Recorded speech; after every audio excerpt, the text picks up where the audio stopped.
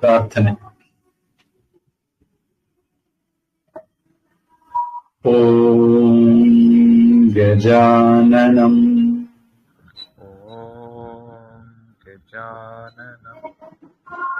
பூதகணாதிசேவிதம்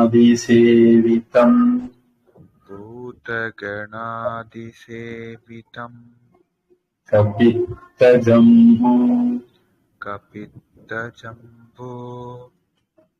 ஃபலசாரபக்ஷிதம்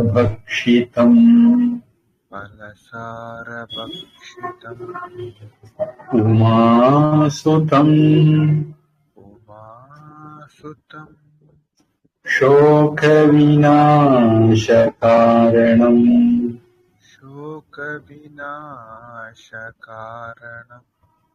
நமாமி விக்னேஸ்வர பாத பங்கஜம்.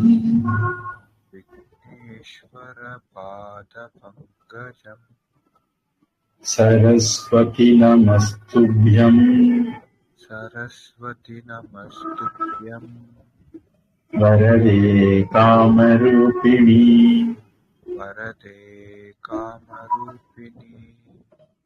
வித்யாரம்பம் கரிஷ்யாமி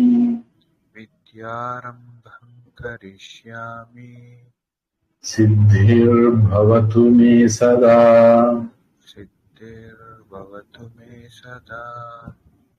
குருர் பிரம்மா குருர் விஷ்ணு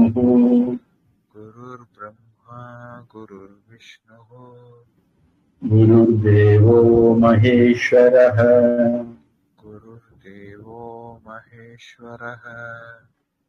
குருः சாக்ஷாத் பரம் பிரம்ம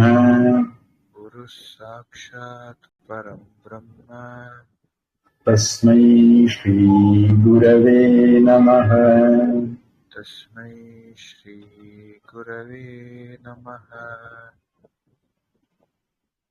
ஓம் நமः சுக்ர ப்ரஹஸ்பதிभ्याम्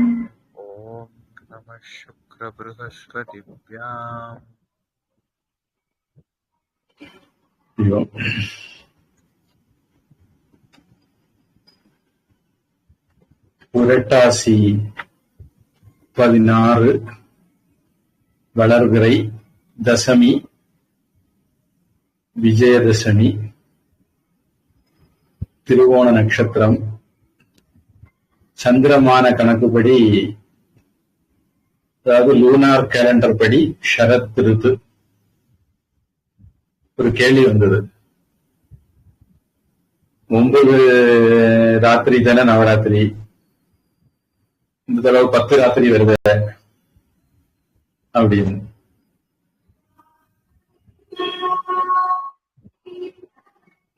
சூரியன் கணக்குப்படி பார்த்தா 10 ராத்திரி வரும், சந்திரன் கணக்குப்படி பார்த்தா 9 திதி தான் வரும். 9 திதி 10 ராத்திரியா வருது. சூரியன் கணக்குப்படி இப்போ வருஷ ரித்து, மழைக்காலம். லூனார் கேலண்டர் படி இப்போ சரத் ரித்து. சூரிய கணக்குப்படி இப்ப 6வது மாசம், சந்திரன் கணக்குப்படி இப்ப 7வது மாசம். அதனால ஷரத் ரித்து சந்திரன் கணக்குப்படி. கலிபாதி 5127. நாம் 178வது வகுப்புல இருக்கிறோம். 2வது பகுதியில 15வது அத்தியாயம். வரிசையா அத்தியாயம் கணக்கு பார்த்தா இது 36வது அத்தியாயம் வருது. இந்த 2வது பகுதிங்கிறது 2வது அதிகரணம் அப்படின்னு அவங்க பாஷை, தமிழ் மொழிபெயர்ப்பாளர்கள் பாஷையில சொன்னா, இது எக்ஸிகியூட்டிவ்ஸ் பத்தி பேசுறதுன்னு எடுத்துக்கலாம், அட்மினிஸ்ட்ரேஷன் பத்தி பேசுறதுன்னு எடுத்துக்கலாம். இதுல சாணக்கியர் நிறைய வார்த்தைகளை பயன்படுத்துறாரு. அவர் அவருக்குன்னு அர்த்தம் வச்சிருக்காரு. அந்த வார்த்தைகளுக்கு டிக்ஷனரி அர்த்தம் இல்லாம அவரு சில அர்த்தங்கள் வச்சிருக்காரு. மெட்டா லாங்குவேஜ் அப்படின்னு ஒரு வார்த்தை உண்டு.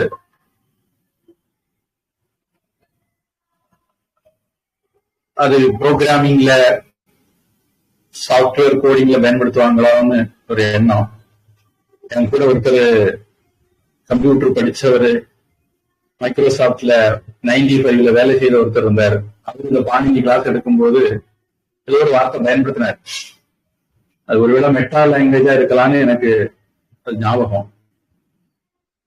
அந்த மாதிரி இப்ப பாணினியில எடுத்துக்கிட்டீங்கன்னா முதல்ல விருத்தி ஆலைச் அப்படின்னு தொடங்குவார்.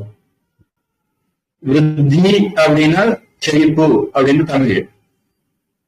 ஆனா அங்க அந்த அர்த்தம் இல்லை. விருத்திங்கிறது ஆ ஐ ஔ.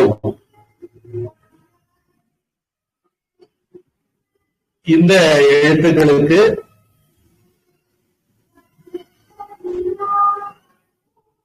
விருத்தின்னு பேரு.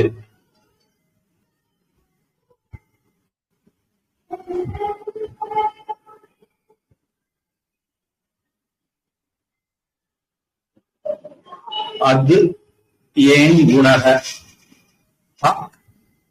ஏ ஓ இந்த எழுத்துக்களுக்கு குணம்னு பேரு. சாதாரண குணம்னா கேரக்டர், நல்ல குணம் கெட்ட குணம் அந்த அர்த்தம். வேற அர்த்தங்களும் உண்டு. இந்த இடத்துல எந்த அர்த்தம் அந்த எந்த அர்த்தமும் கிடையாது. ஆனா அவருக்குன்னு ஒரு அர்த்தம் கொடுத்து அந்த வார்த்தைகளை பயன்படுத்துறார். அத மாதிரி சில இடங்கள்ல சாணக்கியரும் அந்த மாதிரி பயன்படுத்துறாருன்னு சொல்லலாமா அப்படின்னு தெரியல. நமக்கு தெரிஞ்ச அர்த்தத்துல அவர் பயன்படுத்தல, அல்லது அதுக்கு அவர் கொஞ்சம் ஸ்பெஷல் அர்த்தம் வச்சிருக்காரு அப்படிங்கிறத பாக்குறோம். இல்ல 2வது அதிகரணத்துல 15வது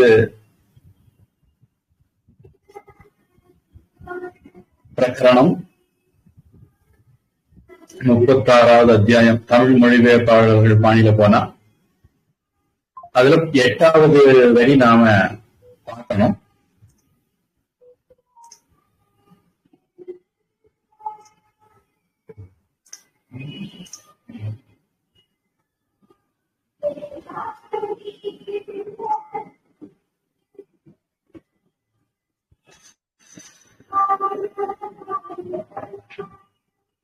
அக்ரி சம்பந்தமான விவசாயத்துறை நாம பார்த்துட்டு இருக்கோம்னு சொல்லலாம்.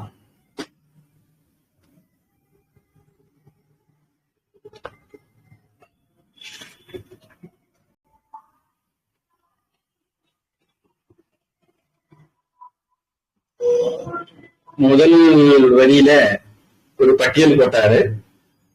சீதா ராஷ்டிர கிரயி பரிவர்த்தக பிராமித்யக அபமித்யக சம்ஹனிகா அந்நியஜாத வயப்பிரத்யாய உபஸ்தானானி அப்படின்னு ஒரு பட்டியல்.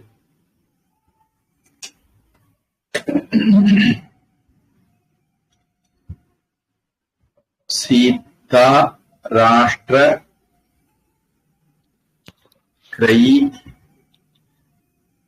கிரயிம பரிவர்த்தக பிராமித்யக அபமித்யக சம்ஹனிகா அந்நியஜாத வயப்பிரத்யாய உபஸ்தானானி 10 டாபிக், 10 வார்த்தைகள் பயன்படுத்தியிருக்காரு. இந்த 10ஐயும் அடுத்தது எக்ஸ்பிளைன் பண்றாரு. 2வது வரியில சீதா அப்படிங்கிறது மூலமா என்ன சொல்ல வந்தேன்னு சொல்றாரு. அதை பத்தி இனிமேலும் எக்ஸ்பிளைன் பண்ணுவார். அதுக்கு வேற தனி அத்தியாயம் இருக்கு. அடுத்தது ராஷ்டிரம்னா என்ன அப்படின்னு 3வது வரியில சொன்னார். கிரைமம்னா என்ன அப்படின்னு 4வது வரியில சொன்னார். பரிவர்த்தக அப்படின்னா 5வது வரியில சொன்னார். பிராமித்யகம் அப்படின்னா 6வது வரியில சொன்னார். ஆபமித்யகம் அப்படிங்கறத 7வது வரியில சொன்னார்.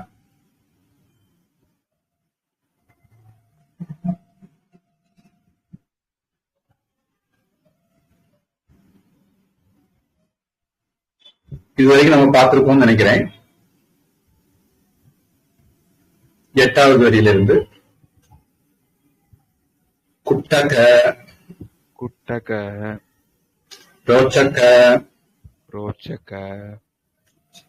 சத்து சத்து சுத்த சுத்த திஷ்ட பிஷ்ட கர்ம கர்ம தத் தத் ஜீவனேஷு ஜீவனேஷு தைல தைல பீடன பீடன மௌத்ர மௌத்ர சக்ரிகேஷு சக்ரிகேஷு இக்ஷூணாம் இக்ஷூணாம் ச ச க்ஷாரகர்ம க்ஷாரகர்ம சம்ஹனிகா.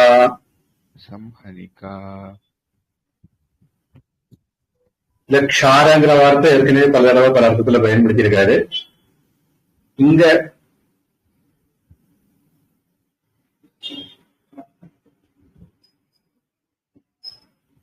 சம்ஹரிக்கால ஒரு க்ஷார கர்மம் கொண்டு வர. சம்ஹரிக்கானா என்னது?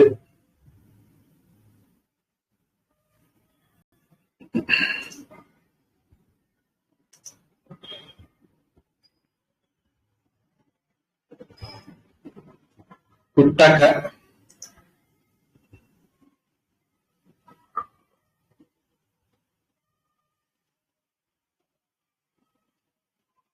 தமிழ் மொழிபெயர்ப்புல குற்றுதல் அல்லது குத்துதல். குத்துதல்னா தாமரை கறி மாதிரி ஓங்கி தட்டுதல் இல்ல சட்டசபையில. இது நெல் குத்துதல் சொல்லுவாங்க. குற்றுதல் அப்படின்னு தமிழ்ல சொல்லுவாங்க, வழக்குல குத்துதல்வாங்க. நெல் குத்துதல் அதாவது ஒரு தானியத்தை அதனுடைய உமியில இருந்து வெளிப்புற கவரிங்ல இருந்து பிரிச்செடுக்கிறது.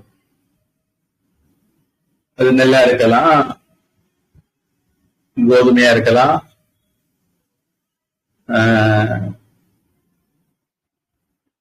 புளி குத்துறதுன்னு கூட இருக்கா. அங்க கொஞ்சம் அது வேற. புளி உடைப்பாங்க முதல்ல, அதுல மேல் தோரை எடுத்துருவாங்க. அப்புறம் அந்த புளிய அதுல இருக்கிற வித்தை பிரிச்செடுப்பாங்க.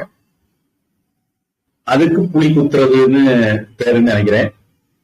சில பேர் உரை ஊத்துறதுங்கிறத கூட உர குத்துறது கொங்கு நாட்டுல நான் நினைக்கிறேன். உரை ஊத்துறதுன்னு நாஞ்சில் நாட்டுல சொல்றத அவங்க உர குத்துறது அப்படின்னு சொல்லுவாங்கன்னு நினைக்கிறேன். ஒரு வார்த்தைக்கு பல அர்த்தம் இருக்கலாம். இந்த இடத்துல நெல் குத்துதல் மாதிரியான வேலைகள்.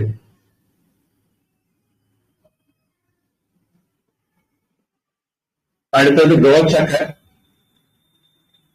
பொதுவா ருச்சி அதுல இருந்து ரோச்சகம்னு வரும். சந்தோஷமான அப்படிங்கிற அர்த்தம் தரக்கூடிய வார்த்தை. ஆனா சாணக்கியருடைய அர்த்தம் அது இல்லை. சாணக்கியர் உடைக்கிறது அப்படிங்கிற அர்த்தத்துல பயன்படுத்துறாரு. இப்போ உளுந்து உடைச்ச உளுந்து, பயிறு உடைச்ச பயிறு, இந்த மாதிரி சில தானியங்களை ஒன்னா ரெண்டா உடைக்கிறது. இங்க ரோச்சக அப்படிங்கிற வார்த்தையில அவர் பயன்படுத்தி இருக்கார்.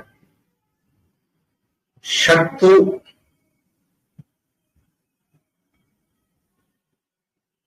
இதுக்கு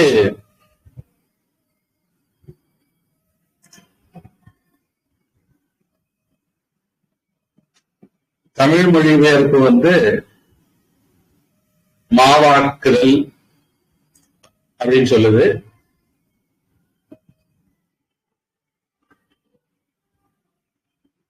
ஆங்கிலத்துல அதுக்கு இப்படி ஒரு அர்த்தம் இருக்கு, வறுத்து பொடிக்கிறது.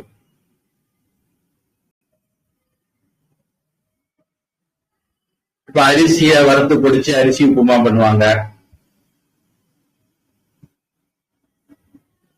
அதாவது பொடிச்சுக்கிட்டு வறுக்கிறதும் உண்டு, வறுத்துக்கிட்டு பொடிக்கிறதும் உண்டு.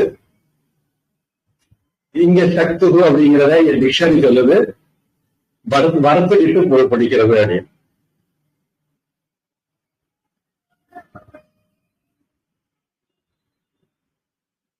பொதுவா நெல்ல வறுத்தா பொரியாகும். அது ஒரு ப்ராசஸும் இருக்கு. அதுல இப்போ ரொம்ப ஃபேமஸ் தான் நினைக்கிறேன். என்ன சொல்லுவாங்க, சினிமா தியேட்டர்ல எல்லாம் பொண்ணை வச்சு குறைச்சிட்டு இருப்பாங்களே, பாப்கார்ன். அந்த பாப்கார்ன் எல்லாம் அப்படி வறுத்து வர்ற ஒரு வகைதான். அது அந்த பொரி மாதிரி வறுக்கிற மெத்தட்ல போகும். இந்த வறுக்கிறது அந்த மாதிரி இதுல வராது. ஒரு அளவா வறுத்துக்கிட்டு குடிக்கிறது. அடுத்து ஷக்து. ஷக்து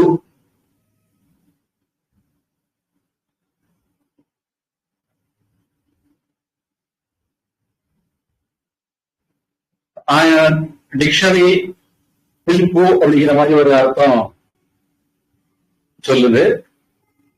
தமிழ் அத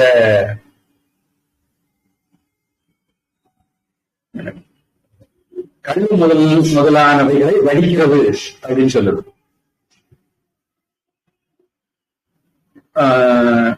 மாம்பழக்கார அணை இல்ல அந்த மலை அணையெல்லாம் வருவதற்கு முன்னாடி காலத்துல அந்த பகுதி முழுக்க சாராயம் வடிக்கிறது ரொம்ப ஃபேமஸ்.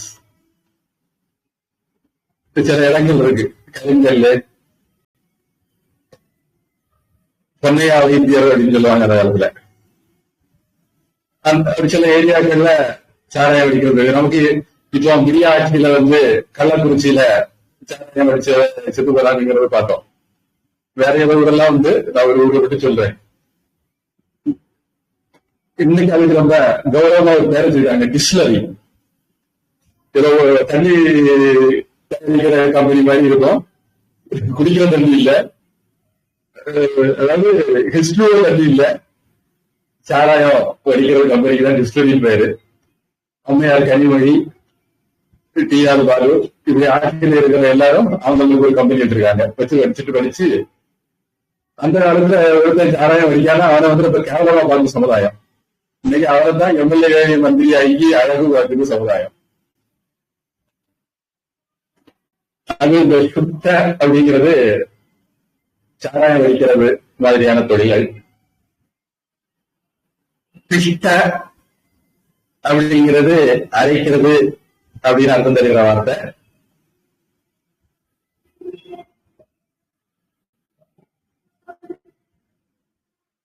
பிசைகிறதுங்கிற அர்த்தமும் சொல்லலாம்.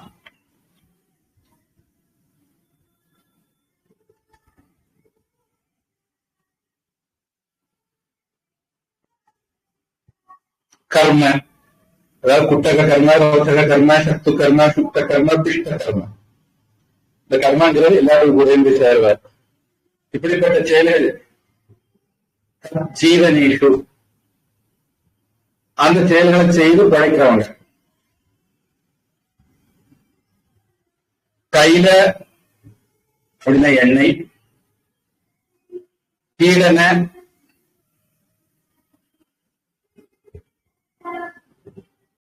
இந்த இடத்துல பொதுவா அடிக்கிறது, துன்பம் கொடுக்கிறது அப்படிங்கிற அர்த்தம். பீடா, பீடை அந்த அர்த்தம். இந்த இடத்துல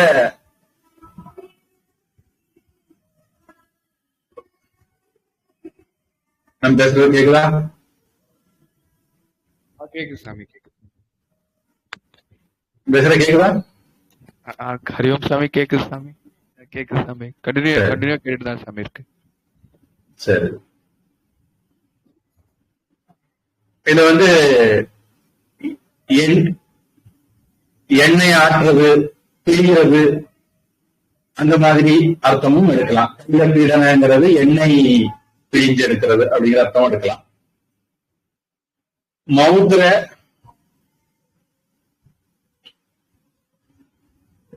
அப்படிங்கிறது என்ன அப்படின்னு கண்டுபிடிக்கணும். சக்ரிகேஷு சக்கரம் அப்படின்னு எடுத்துக்கிட்டா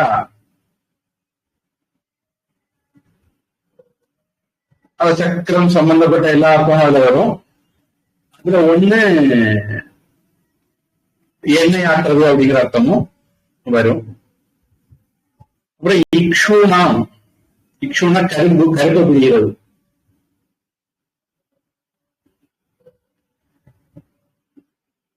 எண்ணெய் பிழிகிறது, கரும்பு பிழிகிறது,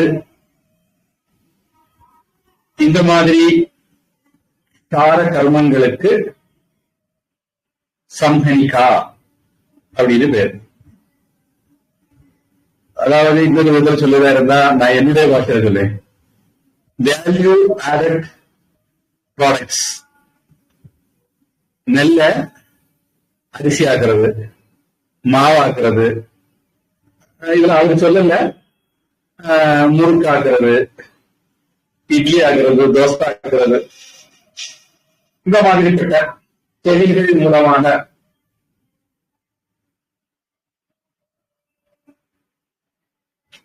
அதுக்கு வரி போட்டு வரக்கூடிய வரி அது சம்ஹனிகா அப்படின்னு எடுத்துக்கலாம். தொழில் வரி அப்படின்னு சொல்லலாம்.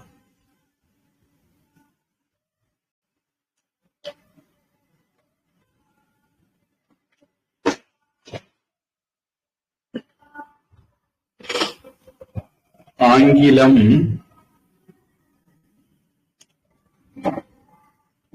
pounding rice etc., dividing pulses etc., frying corns and beans, அவங்க பாப்கார்ன் தான் போயிருக்காங்க.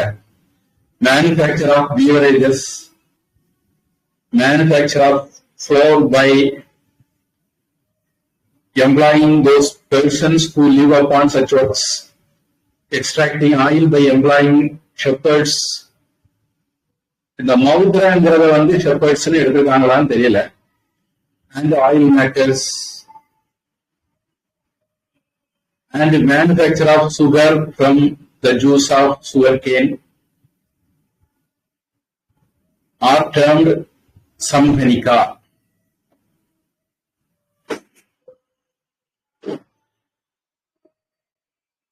தமிழ் குற்றல், உடைத்தல், மாவாக்கல், கல்முதலியன வடித்தல் என சாராயம் இருக்கிறதுனால திசைகள் என்னும் இத்தொழிலாளர்களிடத்தினின்றும் எண்ணெய் ஆட்டல், ஆட்டு மயிர் கம்பளம் செய்தல். மௌத்ராங்கிறத இவங்க ஆட்டு மயிர் கம்பளம் செய்தல்னு மொழிபெயர்த்திருக்காங்கன்னு நினைக்கிறேன். கருப்பஞ்சாத்தினின்றும் வெள்ளங்காய்ச்சல்.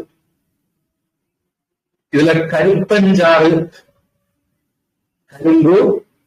கரும்புல இருந்து கருப்ப அப்படிங்கிற வார்த்தை வருது. ஆத்தாளை எங்கள் அபிராமவல்லியே, அண்டமெல்லாம் பூத்தாளை, மாதுளம்பூ நிறத்தாளை, புவியடங்க காத்தாளை, அங்கையில் பாஷாங்குஷமும் கருப்பு வில்லும் சேர்த்தாளை, முக்கண்ணியை தொழுவாருக்கு ஒரு தீங்கில்லையே.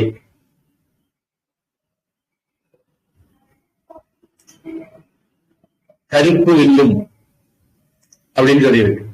அதனால கரும்பு, கருப்பு இது நெருக்கமான வார்த்தைகள். ஆனா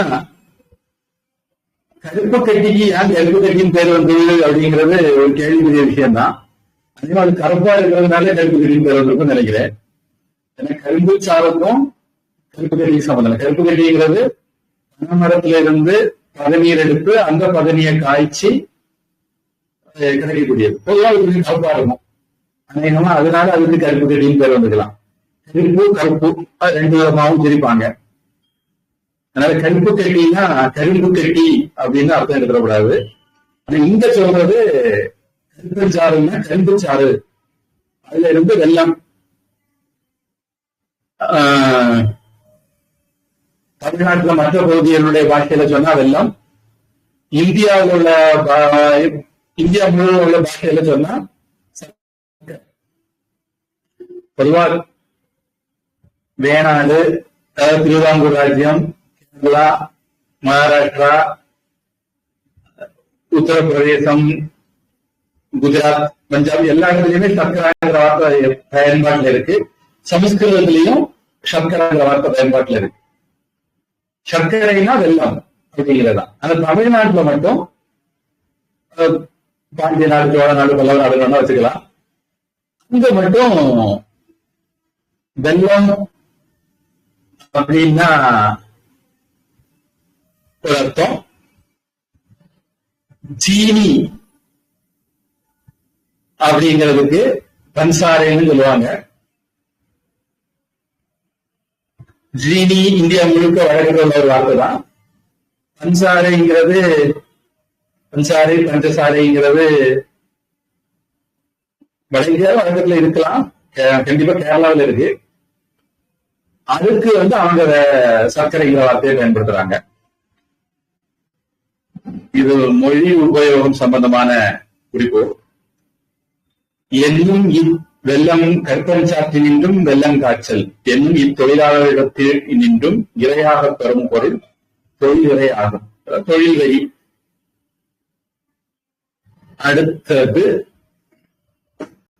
அடுத்த வரி உங்க தமிழ்.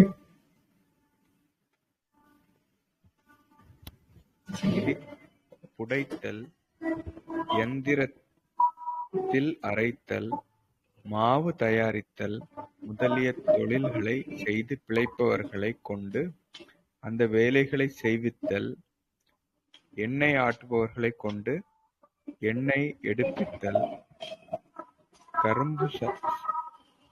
கரும்பு ரசம் எடுத்து பக்குவப்படுத்துதல் முதலானவற்றுக்கு சிம்ஹனிகம் என்று பெயர். சிம்ஹனியம் போட்டிருக்கு, அதை சம்ஹனியம்னு மாத்திக்கணும். சா சி இல்ல.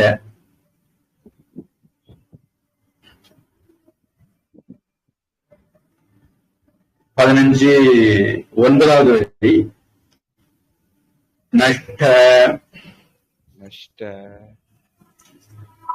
பிரஸ்மிருத ஆதி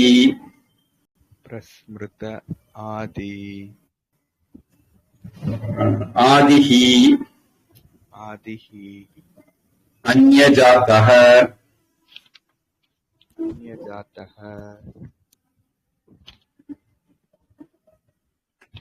இது நஷ்ட பிரஸ்மிருத ஒரு வார்த்தையாவும் எடுக்கலாம், அப்படி தமிழ்ல எடுத்திருக்காங்க. நஷ்ட பிரஸ்மிருத 2 அர்த்தம் எடுக்கலாம்.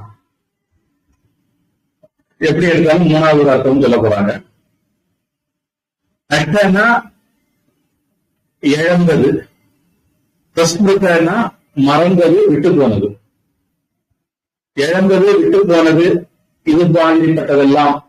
இந்த மாதிரிப்பட்டதுன்னா என்ன அப்படிங்கிறதுக்கு ஒரு குறிப்பில தமிழ்ல சொல்றாங்க. அந்நிய ஜாதா, மற்ற வரவுகள், மற்ற வகையிலான வரவுகள் எடுத்துக்கலாம். இதுல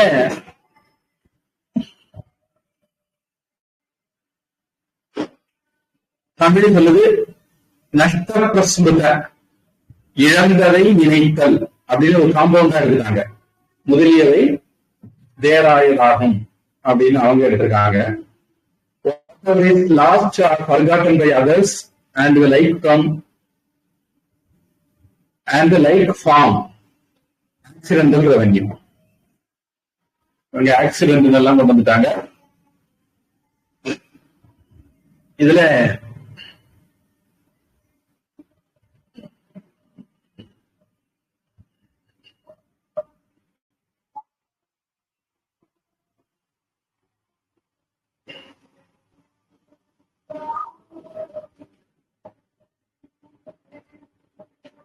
முதலிய அப்படின்னு சொன்னதுனால 27வது அத்தியாயத்துல, அதாவது நம்ம இப்போ இருக்கிறது 36வது அத்தியாயம். 27 கடந்து போச்சு. ஆச்சரியமா இருக்கு. ஒரு பக்கம் பார்க்கும்போது நம்ம குறவா படிச்சுட்டு இருக்கோமான்னு தோணுது. இன்னொரு பக்கம் பார்த்தா கிட்டத்தட்ட 10 அத்தியாயம் தாண்டி வந்தாச்சு. நாம இது நிறைய படிச்சது மாதிரி இருக்கு. வியாதி அந்த மாதிரி எல்லாம் நாம ஒரு டாபிக் படிச்சோம். அந்த டாபிக் தான் 27வது சாப்டர். அங்க டீட்டெயிலா சொல்லியிருக்கு. அதுல நாம யூகிக்கலாம். வினைஞர் தண்டம், அதாவது அபராதம், ஃபைன் போடுறது இதெல்லாம் கூட மற்ற வகையிலான வரவுகள்ல சேர்த்துக்கலாம் அப்படின்னு சொல்றாங்க. சுமார் 8-9 அத்தியாயங்களுக்கு முன்னாடி நாம அதை பார்த்திருக்கோம். இந்த வியாஜிங்கிறது எனக்கு நல்ல ஞாபகம் இருக்கு.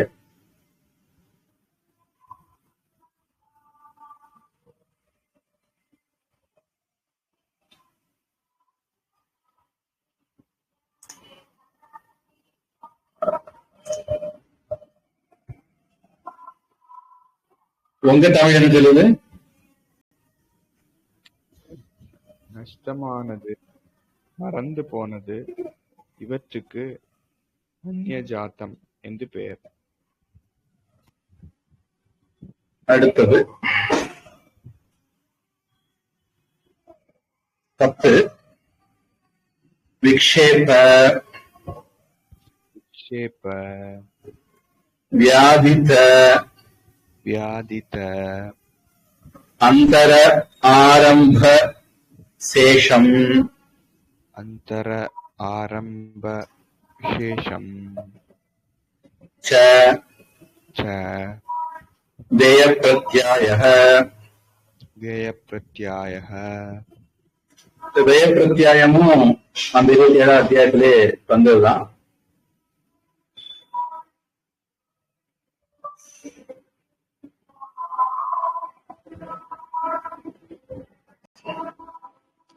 விக்ஷேபம் இதெல்லாம் இவருடைய வார்த்தைகள்.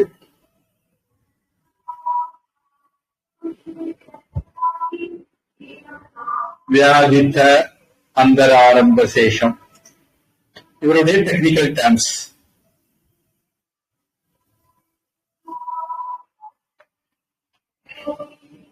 தேய பிரத்யாயம்னா என்ன? அது தமிழ் சொல்றாங்க, தமிழ் நமக்கு புரியாது. ஆனா எல்லாம் 26வது அத்தியாயத்துல இதை பத்தி எல்லாம் சொல்லி இருக்கு, அங்க ரெஃபர் பண்ணிக்கங்க அப்படின்னு சொல்றாங்க. இயல்பு படை செலவெச்சம் விக்ஷேபம்ங்கிறத சொல்றாங்க. வியாதித்த அதாவது விக்ஷேப சேஷம், சேஷத்தை இங்க கொண்டு வந்துக்கணும். வியாதித சேஷம் மருத்துவ செலவெச்சம். அடுத்தது அந்தர ஆரம்ப சேஷம் உள்வினை செலவெச்சம் என்னும் இவை செலவெச்சமாகும். இந்த செலவெச்சம்ங்கிறத நான் ஒருவேளை என்னுடைய பாணியில சொல்றதா இருந்தா, மதீனா ஸ்டைல சொல்றதா இருந்தா இந்த பட்ஜெட் போடுவாங்க. ஹரியாசங்களுடைய முன்னேற்றத்துக்கு 200 கோடி 2000 கோடியா ஒதுக்குவாங்க. அப்புறம் அது ஒரு 2 கோடி செலவழிப்பாங்க. மீதிய சென்ட்ரல் கவர்மெண்ட்டுக்கு திருப்பி அனுப்பிடுவாங்க.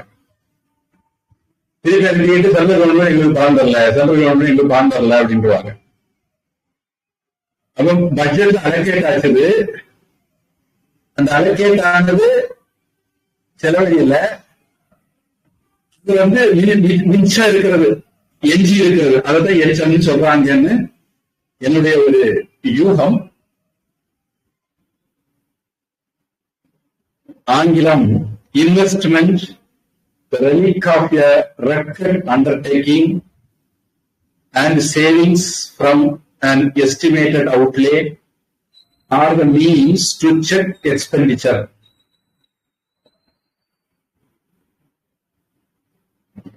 அப்படிங்கிறாங்க. தமிழில் இயங்குபடை செலவெச்சம், மருத்துவ செலவெச்சம், உள்வினை செலவெச்சம் என்னும் இதை செலவெச்சமாகும். உங்க தமிழ் படைகளுக்காக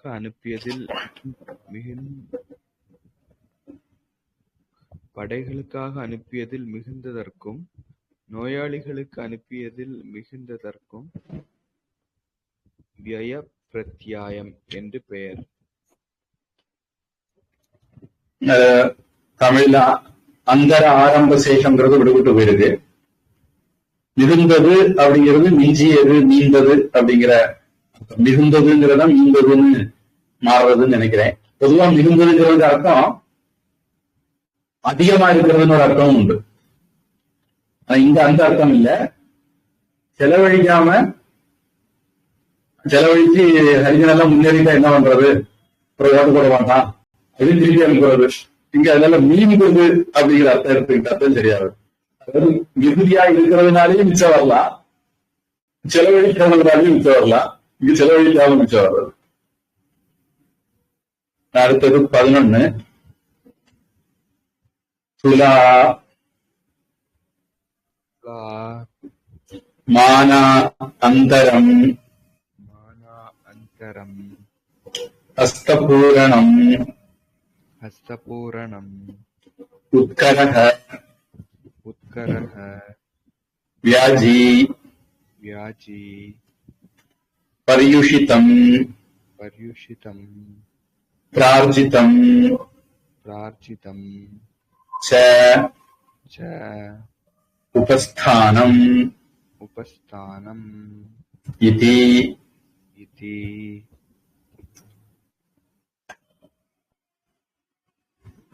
துலா தராசு, மான மற்ற அளவைகள், நீட்டல் அளவை, முகத்தல் அளவை,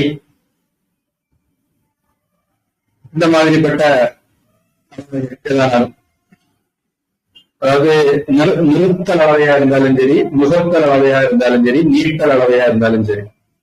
நீட்டல் அளவைனா தூரம், லென்த் அளக்கிறது. முகத்தல் அளவைனா ஃப்ளூயிட்ஸ் அதை அளக்கிறது. நிறுத்தல் அளவைனா ஹார்டு சப்ஸ்டன்ஸ அளக்கிறது. இந்த இதுல நாம பார்த்திருக்கிறோம் ஃப்ராடு வேலை பண்ணலாம் அப்படின்னு. அப்படி ஃப்ராடு வேலை பண்ணவங்களுக்கு தண்டனை கொடுத்து வர்றது பணம். ஹஸ்த பூரணம், இதுலயும் 2 விதம் நான் சொல்லுவேன். இங்க ஒண்ணுதான் போட்டிருக்காங்க. நம்ம ரேஷன் கடை அதிகமாகலாம் என்ன பண்ணுவாங்கன்னா, அந்த உதாரணத்துக்கு ஒரு பை இருக்கு, பைக்கு உள்ளாடி கையை போட்டுக்கிறது. உங்க கை இருக்கிற அளவுக்கு நிறையாது. அப்போ அப்படி 1-2 தான் அந்த அளவுக்கு குறையும். அடுத்தவங்களுக்கு கொடுக்கும் போது தவா கொடுக்கிறது, கணக்கு அளக்கும் போது. இது நான் சின்ன பிள்ளைல பார்த்திருக்கேன். இந்த வயலை அறுத்து நெல்லெல்லாம் அடிச்சு கூலி அளப்பாங்க. இந்த கூலி அளக்கும் போது என்ன பண்ணுவாங்கன்னா, மரக்கால்னு ஒண்ணு இருக்கும், 3 கால் வச்சு ஒரு நல்ல குண்டா இருக்கும். அதுல அளக்கும்போது ஒரு கையை எடுத்து மேல வச்சுக்குவாங்க. அப்ப அந்த கை பொருளாதார நீ அளந்தீங்கன்னா அது தானாடி குமிஞ்சு அதை எடுத்து தட்டணும். ஆனா இவங்க ஒரு கையை எடுத்து பிடிச்சு 1 பிடி 2 பிடி நெல்லை கூடிக்குவாங்க. ஒவ்வொரு இடம் அளக்கும் போது 1 பிடி 2 பிடி நெல்லு கூலி போயிட்டே இருக்கும். இது ரொம்ப சகஜம். அந்த காலத்துல யாரும் கண்டுக்கிறது இல்லை. எஜமான்கள் எல்லாம் நம்ம பெரிய மனசுக்காரங்க, வேலைக்காரன் தானே கொஞ்சம் கொண்டு போட்டு விட்டுருவாங்கன்னு நினைக்கிறேன். யாராவது தான் பார்த்தது இல்லை, அதை பார்ப்பாங்க. இனி இன்னொன்னு இருக்கு, தான் அளக்கும் போது குவிச்சு வச்சு அளக்கிறது, அடுத்தவங்களுக்கு கொடுக்கும்போது மட்டன் தட்டி கொடுக்கிறது. இதெல்லாம் சில பிராடு. அந்த பிராடு மாதிரிப்பட்ட எல்லாத்தையும் அது பூரணம்னு ஒரு வார்த்தையில சொல்லியிருக்காரு, நம்ம எடுத்துக்குவோம். உட்கரக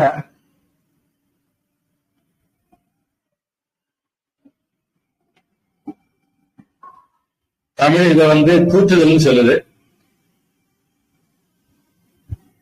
பொதுவாக நெல்லு மாதிரிப்பட்டது அளக்கம் முன்னாடி அதை தூத்துவாங்க. தூத்தும் போது அதுல உள்ள சாடி சண்டெல்லாம் ஒதுங்கும்.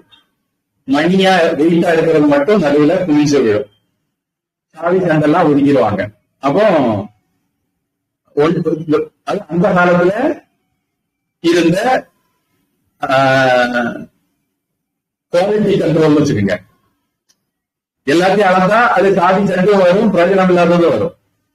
அதுல சாதி சண்டை பிரிக்கிறதுக்கு பல முறையில ஒண்ணு காத்துல தூவுறது, அது தூச்சுதல்னு சொல்லுவாங்க. அப்புறம் சாதி சண்டை எல்லாம் போயிடும். அப்படி தூக்காம கொடுத்தா சாதி சண்டை சேர்த்து கொடுப்பாங்க, அவங்களுக்கு வாங்குறவங்க நஷ்டம் வரும். உட்கரக வியாஜி, வியாஜிங்கிறத வாட்சி அப்படிங்கிற இதுல சொன்னாங்க. அடுத்தது பரியுஷிதம் அப்படின்னா மீந்தது அப்படிங்கிற மாதிரி அர்த்தம். தமிழ்ல கடந்தது அப்படின்னு போட்டிருக்காங்க. ஆர்ஜிதம் பிரகர்ஷேன அர்ஜிதம் அல்லது ஆர்ஜிதம், கஷ்டப்பட்டு சம்பாதிக்கிறது அப்படின்னா தமிழ்ல திரளாக்கம்னு போட்டிருக்காங்க. உபஸ்தானம், இதெல்லாத்தையும் உபஸ்தானம் அதாவது துணை வருவாய். இது என்னுடைய மொழிகள். இதெல்லாம் படிச்சு எனக்கு மனசுல தோணுது துணை வருவாய்கள். மெயின் வருவாய் எல்லாமே இதெல்லாம் துணை வருவாயில சேர்த்துக்கலாம். தமிழ் நிறுத்தல் அளவை, முகத்தல் அளவைகளின் வேற்றுமை, கை நிரப்பல், தூற்றுதல், வாட்சி, கடந்தது, திரளாக்கம் என்னும் இவை அணுக்கமாகும். அது தமிழ்ல அணுக்கம்னு மொழிபெயர்த்திருக்காங்க. நான் துணை வருவாயின்னு சொல்றேன். இதுக்கு சில குறிப்பு கொடுத்திருக்காங்க, பயன்படுமான்னு பார்ப்போம்.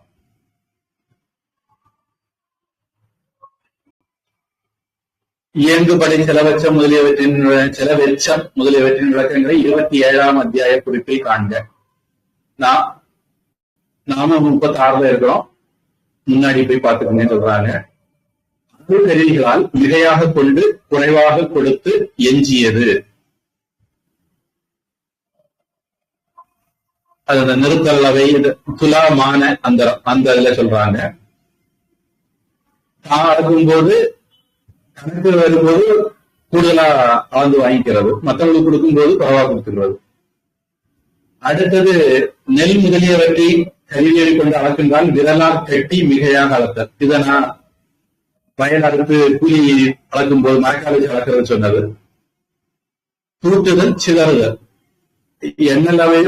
எண்ணல் அளவை பொருள், முகத்தல் அளவை பொருள் முதலியவற்றை அளக்கின்றால் சிதற விட்டு பின் அவற்றை கொள்ளுதல்.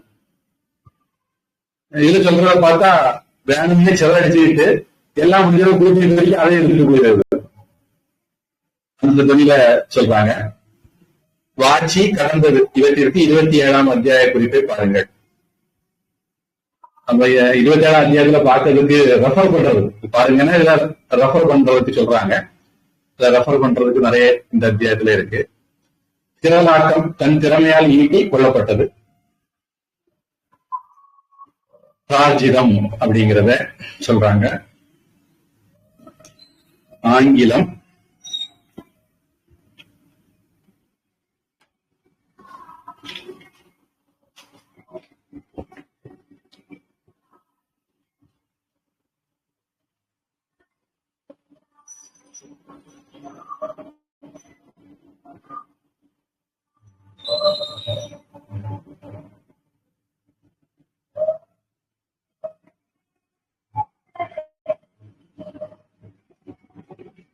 ஆங்கில மொழிபெயர்ப்பு சரியா வந்திருக்குன்னு எனக்கு தெரியல. இருந்தாலும் the amount or quantity of compensation which is claimed for making use of a different balance or for any error in taking handful is termed vyaji. இது எல்லாத்தையுமே வியாஜிங்கிற வார்த்தைக்குள்ள விளக்கம் மாதிரி அவங்க ஆங்கிலத்துல சொல்ல வராங்க. ஆனா நாம அதை எப்படி எடுத்துருக்கிறோம்னா துலாமானாந்தரம் கமா, ஹஸ்தபூரணம் கமா, உத்கர கமா, வியாஜி கமா, பரியுஷிதம் கமா, ராஜிதம் அப்படிங்கிற மாதிரியாக நாம அர்த்தம் எடுத்திருக்கிறோம். தமிழ், முக்கியமா தமிழ்ல. Collection of arrears is termed உபஸ்தானம். recovery of past arrears. அத பரியுஷிதம், ராஜிதம், உபஸ்தானம் அப்படின்னு கொண்டு வராங்க. இதுல என்ன சிக்கல் அப்படின்னா, வியாஜி அப்படிங்கறது ஒரு தனி டாபிக்கா 1வது வரியில அவர் சொல்லல. சம்ஹரிகா, அந்நியஜாதம், பிரத்யாயம், அடுத்தது உபஸ்தானம் தான் சொல்லியிருக்காரு. ஆனா ஆங்கிலத்துல வியாஜின்னு ஒரு வார்த்தை அவர் சொன்னது மாதிரி எடுத்து அதுக்கு ஒரு விளக்கம் கொடுக்க முயற்சி பண்ணியிருக்காங்க. உபஸ்தானத்துக்கு தான் ஆங்கில விளக்கம் பாக்கி இருக்கு. அதனால ஆங்கிலம் இந்த இடத்துல எவ்வளவு பொருத்தமா இருக்குன்னு தெரியல.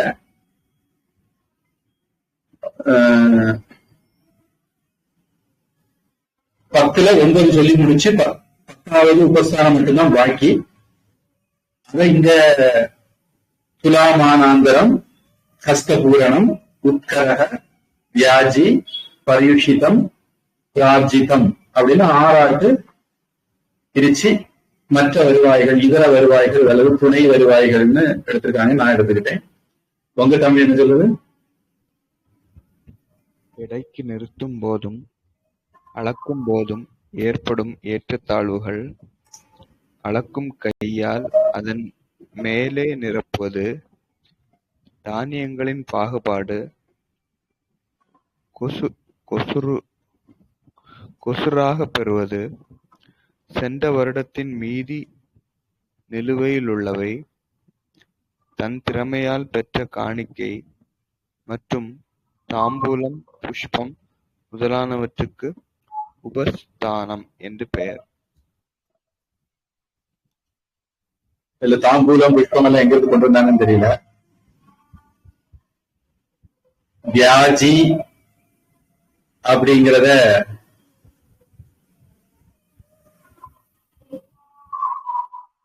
கொசுரு அப்படின்னு கொண்டு வந்திருக்காங்க. உட்கரக அப்படிங்கிறது இதுல கவர் பண்ணாதது போல இருக்கு. திருப்பி படிங்க தமிழ். எடைக்கு நிறுத்தும் போதும் அளக்கும் போதும் ஏற்படும் ஏற்றத்தாழ்வுகள், அளக்கும் கையால் அதன் மேல் நிரப்புவது, தானியங்களின் பாகுபாடு, தானியங்களின் பாகுபாடு அப்படின்னு உட்கரக அப்படிங்கிறத சொல்லியிருக்காங்க. வியாஜிங்கிறத கொசுரு அப்படின்னு எடுத்திருக்காங்க. பரியுஷிதம் போன வருஷத்துல கொடுக்க வேண்டியதுல மிச்சம் அப்படின்னு எடுத்திருக்காங்க. பிரார்ஜிதம் சம்பாதிச்சதுன்னு மாதிரி எடுத்திருக்காங்க. அடுத்தது இது எங்கிருந்து நம்முடைய சமஸ்கிருதத்துல இல்ல, அவங்களுக்கு ஏதோ பாட்டம் அப்படி இருக்கான்னு தெரியல. தாம்பூலம் எல்லாம் கொண்டு வந்திருக்காங்க. அது அது படிங்க.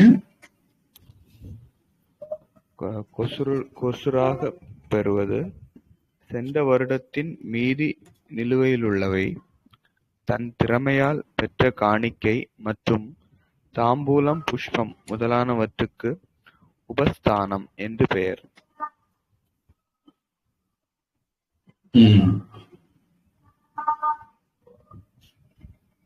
இப்ப அடுத்தது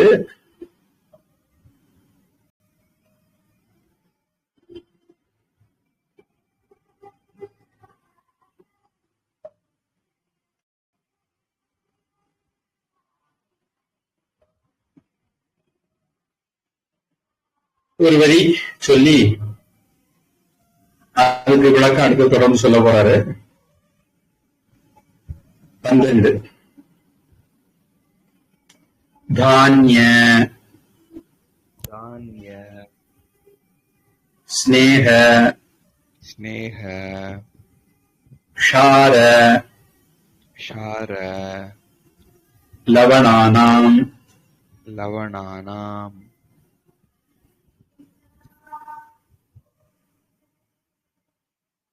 இப்படி ஒரு 4 பிரிக்கிறாரு. பிரிச்சுட்டு அதுல தானியத்தை முதல்ல எடுத்துக்கிறார். தானிய கல்பம், சீதாத்யக்ஷே வக்ஷ்யாமஹ. அதை பத்தி நான் தானியத்தை பத்தி பிறகு சொல்றேன். 45வது அத்தியாயம், இப்ப 36ல இருக்கிறோம். இன்னும் 9 அத்தியாயம் பொறுத்து அதை பத்தி ரொம்ப டீட்டெயிலா டீல் பண்ணிருக்கிறேன், அங்க சொல்லிக்கிறேன் அப்படின்னு அந்த டாபிக்க ஓரம் கட்டிட்டார். கூடுதல் விவரங்கள் புரிஞ்சுக்குங்க அப்படின்னு. இதுல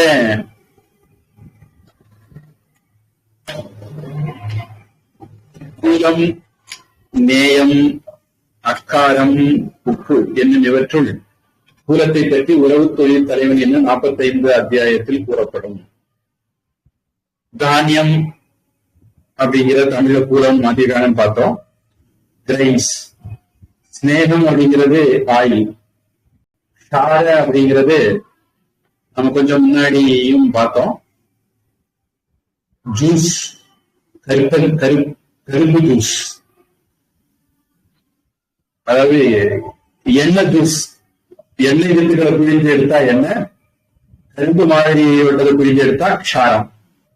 எண்ணெய்ங்கிறது ஸ்நேகம் பயன்படுத்தியிருக்காங்க. அப்ப லவணம், உப்பு, நாம் சில கான்டெக்ட்ல க்ஷாரங்கிறது உப்புன்னு அர்த்தம் உண்டு முன்னாடி பார்த்திருக்கிறோம். இங்க உப்புங்கிறது தனியா லவணம்னு குறிப்பிட்டிருக்காரு.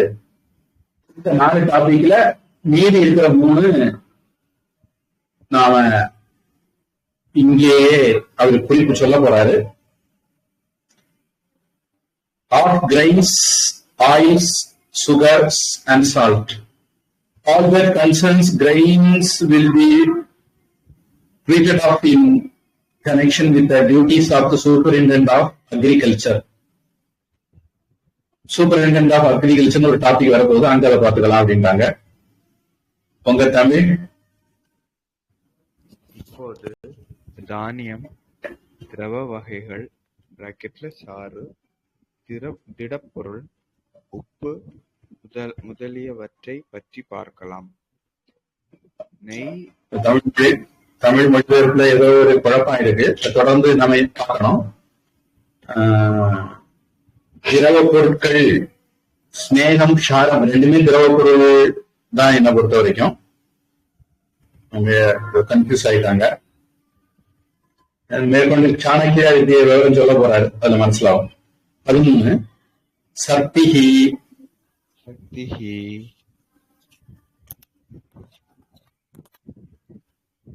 சர்பிஸ் அப்படிங்கிற வார்த்தை நம்ம சர்பிஸ்ன்னு கூட எடுத்துக்கலாம். சர்பிஸ்,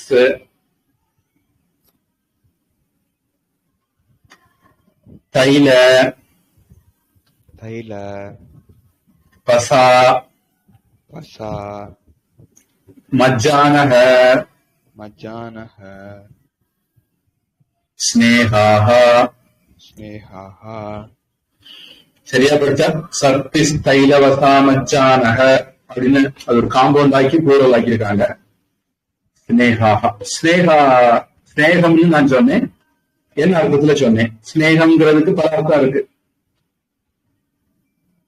நமக்கு நடைமுறை வழக்கத்துல ஒருத்தர் பிரியப்பட்டா ஸ்நேகம்னு சொல்லுவாங்க. முக்கியமா மலையாளத்துல, கேரளாவுல.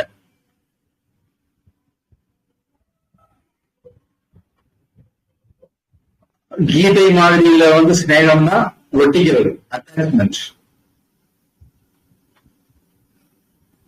நமக்கு இங்கே சாணக்கியர் பிசுபிசுப்பு தன்மை, பழவழப்பு தன்மை, ஆங்கில நேச்சர், அந்த அர்த்தத்திலே அவர் ஸ்நேகங்கிற வார்த்தையை பயன்படுத்திக்காரு. கீதையிலையும் அந்த மாதிரி அர்த்தத்துல பயன்பாடு இருக்கு.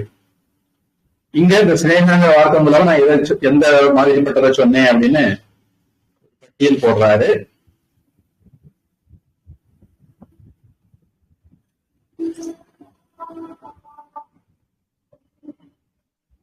சர்பிஸ், வெண்ணெய், தைலம்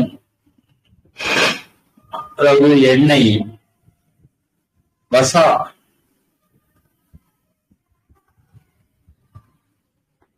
கொழுப்பு என்ன சொல்லுவாங்க, கொலஸ்ட்ரால், மஜ்ஜா, எலும்புக்கு உள்ள இருக்கக்கூடிய ஒரு பொருளுக்கு மஜ்ஜைன்னு பேரு. அங்கே இருந்தா எலும்பு ஃபார்ம் ஆகுது, ரத்தம் ஃபார்ம் ஆகுதுன்னு சொல்லுவாங்க. அதான் மஜ்ஜை. இதையெல்லாம் நான் ஸ்நேகங்கிற டாபிக்கு கீழே, வார்த்தைக்கு கீழே கொண்டு வரேன் அப்படின்னு சொல்றாரு.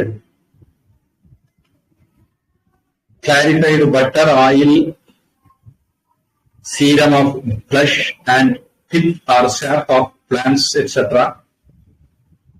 are termed oils. Snehaha. Tamil நெய், எண்ணெய், கொழுப்பு, மஜ்ஜை. மச்சைன்னு எழுதியிருக்காங்க, மஜ்ஜையை தான் எழுதியிருக்காங்க. என்னும் இவை நேய பொருளாம். நேயம்னு முன்னாடி மொழிபெயர்ப்பு இருந்தாங்க.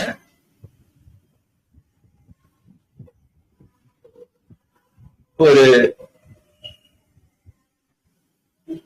ஆயிலி நேச்சர் உள்ளதுக்கு நேயம்ங்கிற வார்த்தை பயன்படுத்தியிருந்தாங்க. அதுல என்னெல்லாம் அடங்கும் அப்படின்னு போட்டிருக்காங்க. மஜ்ஜை 7 வகை தாத்துக்களுள் ஒன்று, எலும்பினுள் இருப்பது. ஆங்கிலத்துல அது பிளான்ஸ்ல இருக்கிறது மாதிரி போட்டிருக்காங்க. அது சின்ன வித்தியாசம் இருக்கு. உங்க தமிழ் நெய், எண்ணெய், வசை, மஜ்ஜை பிராக்கெட்ல வசை, மஜ்ஜை என்பவை மாமிசத்திலும் எலும்பிலும் இருக்கும் திரவ பொருட்கள். இவற்றுக்கு ஸ்நேகம் என்று பெயர். திருப்பி படிங்க. நெய், எண்ணெய், வசை, மஜ்ஜை வசை, மஜ்ஜை என்பவை மாமிசத்திலும் எலும்பிலும் இருக்கும் திரவ பொருட்கள். இவற்றுக்கு ஸ்நேகம் என்று பெயர். ரெண்டுமே அசைவம் அப்படின்னு தமிழ் இதுல குறிப்பு கொடுத்திருக்காங்க. 14 பணித்த, குட, மத்ஸ்யண்டிகா, खंड शर्करा,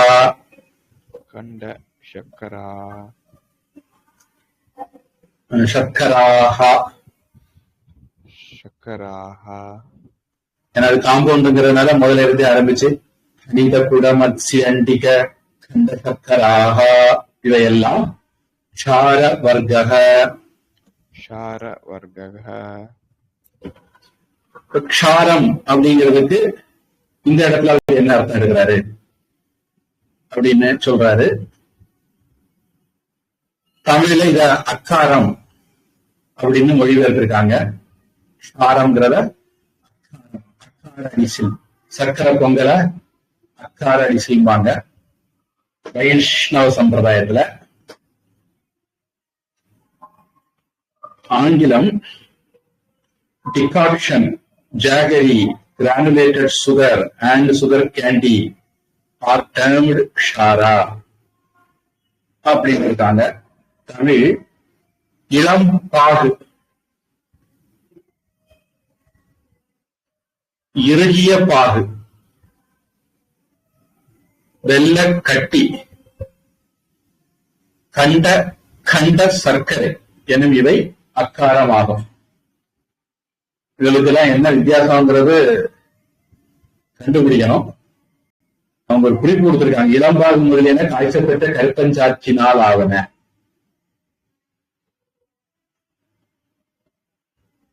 அதாவது காய்ச்சும் போது இதெல்லாம் ஒவ்வொரு வெரைட்டியா, ஒவ்வொரு ஸ்டேஜ். முதல்ல அது கொஞ்சம் இருக்கும், தண்ணி இல்லாம லேசை இருக்கும். அதுக்கப்புறம் இன்னும் இருக்கும்.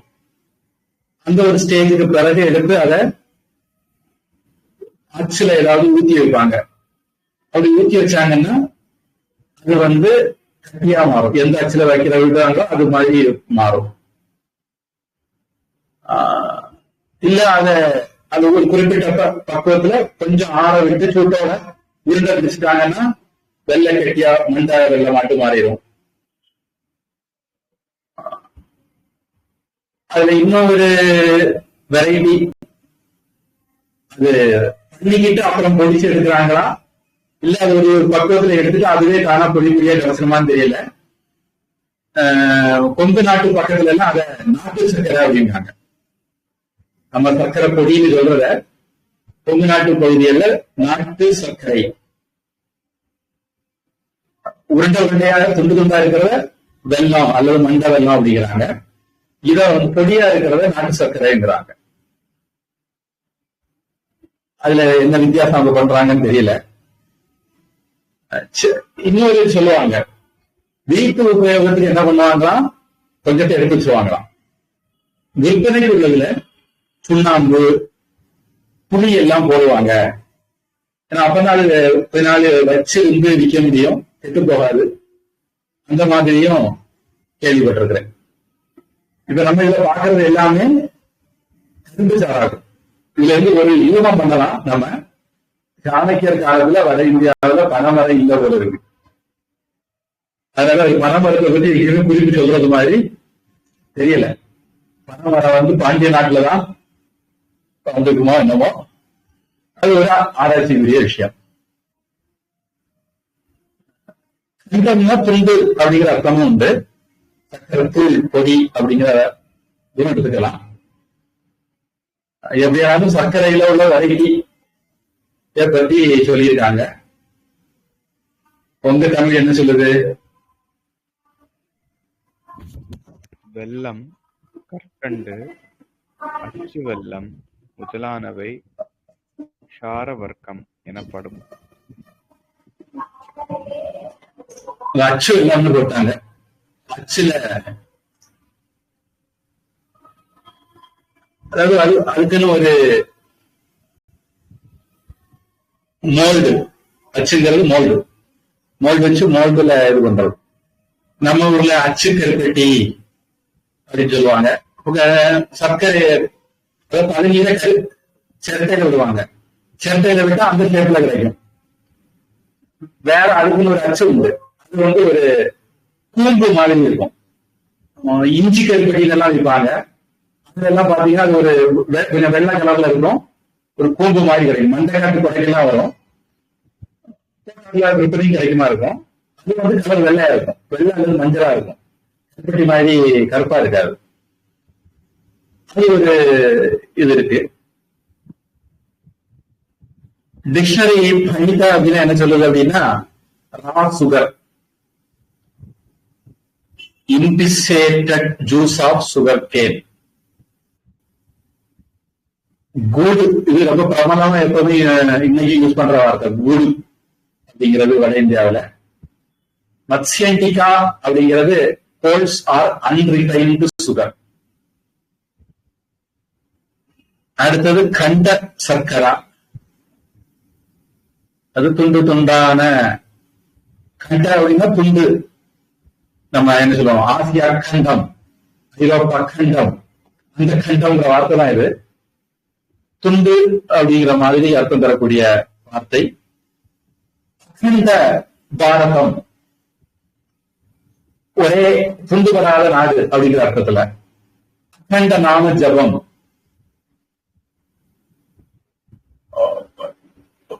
அதாவது திருவனந்தபுரம் அபேதாசிரமத்துல, காஞ்சாங்காடு ஆனந்தாசிரமத்துல எல்லாம் அகண்ட நாம ஜபம் நடக்குது.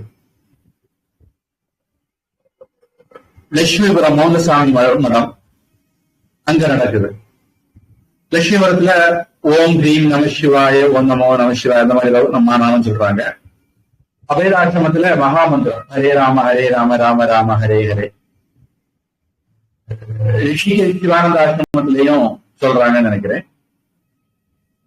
பல அடங்கள் இருக்கலாம். அப்புறம் காஞ்சாங்காட்டுல வந்து ஓம் ஸ்ரீராம ஜெய ராம ஜெய ஜெய ராம ஓம். இது காஞ்சாங்காடு ஆனந்தாசிரமத்தினுடைய அகண்ட நாமம். விடுபடாம தொடர்ச்சியா சொல்றதுனால அகண்ட நாமம் அப்படின்னு அதை சொல்லுவாங்க. இப்போ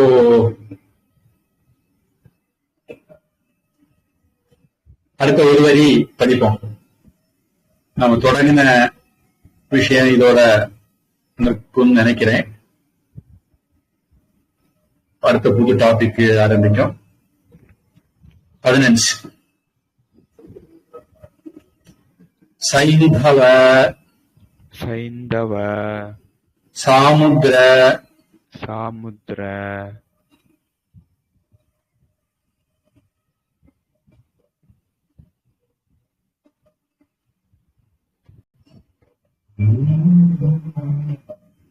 விட விட யவ யவ ஷார ஷார சௌவர்ச்சல சௌவர்ச்சல உத்பேதஜாஹ உத்பேதஜாஹ லவணவர்கः லவணவர்கः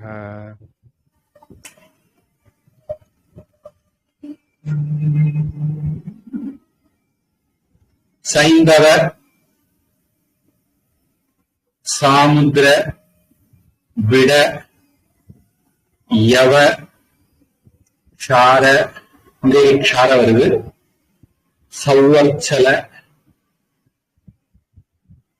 உத்பேதஜாஹா இப்படி 7 விதமாக உப்பு இருக்கலாம். என்ன அப்படின்னு பார்க்கணும். சைந்தவ அப்படிங்கிறது சிந்து தேசத்தில இருந்து வர்றது சொல்லலாம், அல்லது சிந்து நதி போய் சேர்றது அரபிக்கடல்,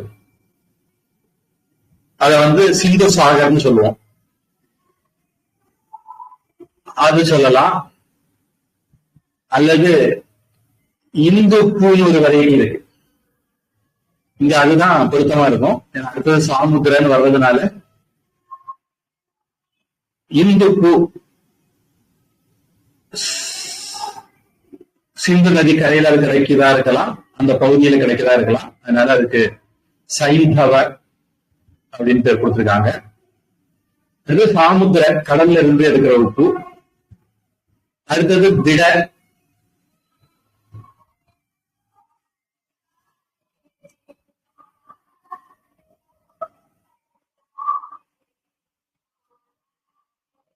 என்னன்னு பார்ப்போம். யவ அப்படிங்கிறது யவங்கிறது பார்லி,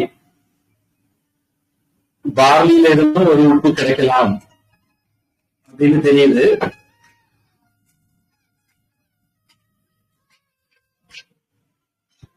அடுத்தது ஷார,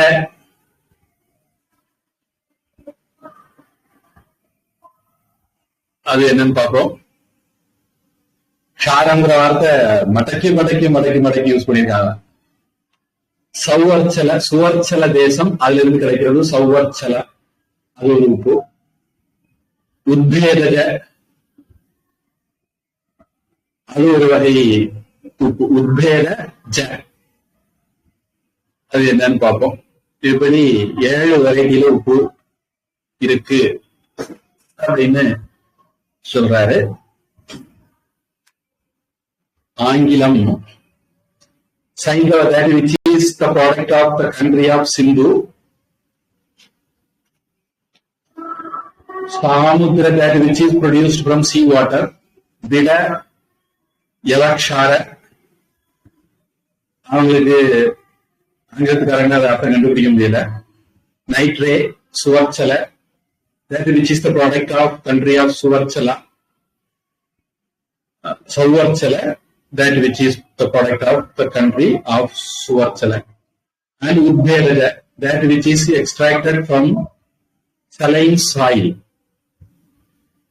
or termed lavana or salt. தமிழ்ல அதுக்கு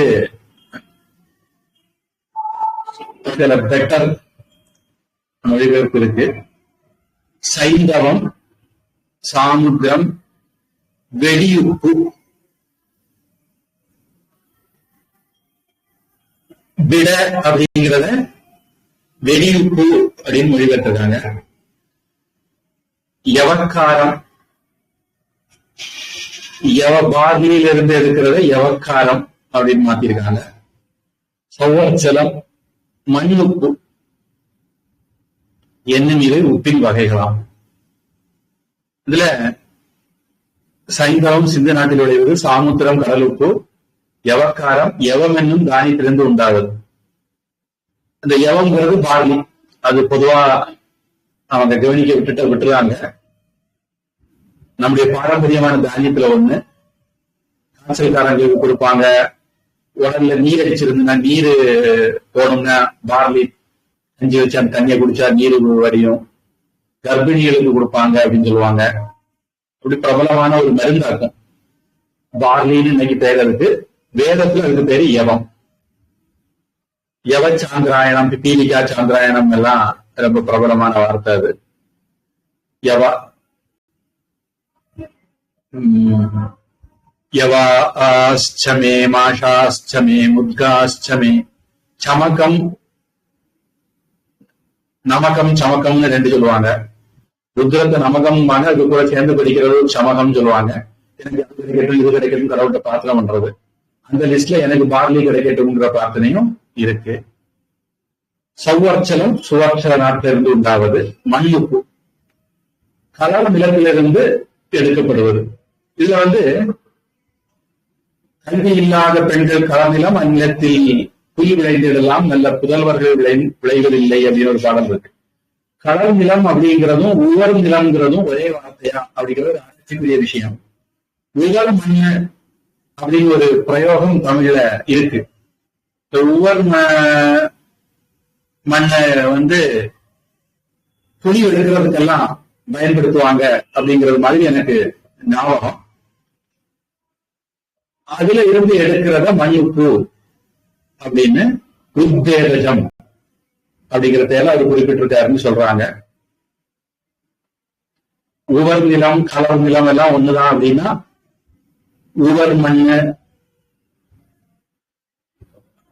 இன்னைக்கு நம்ம சோப்பு பொடின்னு சொல்றோம். அந்த காலத்துல உவர் மண்ணு தான் அவங்களுக்கு சோப்பு பொடி. அப்படி எனக்கு படிச்ச ஞாபகம். இப்படி உப்புல இத்தனை வெரைட்டி சொல்றாங்க. உங்க தமிழ்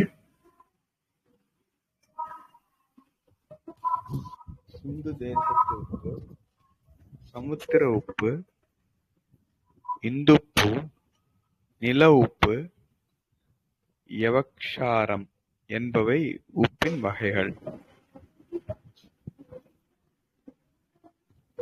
சிலது விடுபட்டு போட்டுன்னு நினைக்கேன். நில உப்புங்கிறது மண் உப்புன்னு வச்சுக்கலாம். சைந்தவம் சாமுத்திரம் நில உப்பு யவக்காரம் 4 தான் வந்திருக்கு.